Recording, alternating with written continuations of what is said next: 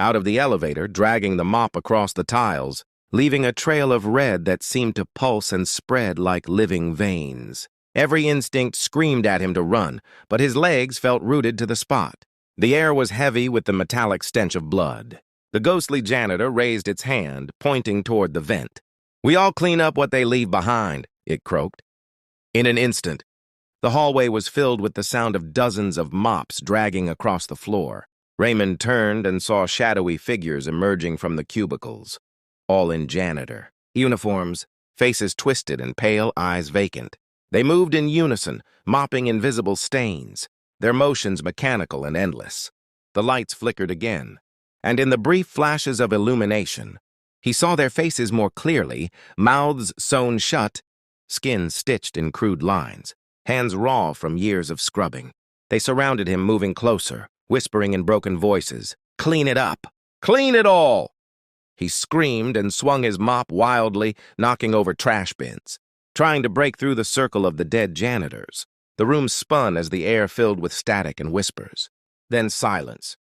Raymond woke up hours later in the security office, trembling, covered in grime and blood that wasn't his. The guards said they found him passed out in the hallway, mumbling about the cleaners. When he demanded to see the body in the vent, they claimed there was nothing there. No trace of blood, no shoe, nothing. Even the computer he swore had the message on screen was turned off and unplugged. They told him to take the night off and see a doctor. But when Raymond got home and peeled off his uniform, he found something horrifying, smeared. Across the fabric in what looked like dried blood were the words, "You're one of us now." He quit the next morning, moved cities, and took a job as a janitor at a small hospital, far away from the city. 2 weeks later, during a late-night shift, his new supervisor handed him the night rotation logbook. Raymond opened it and froze. On the front page, written in dried red ink, were the same words, "Clean it up." The lights flickered overhead. Somewhere down the empty hallway, the squeak of a mop echoed again. There's something about being a janitor that makes you invisible. People walk past you, talk through you, never realizing you see everything. Every late-night meeting, every argument, every strange stain someone hopes you won't question.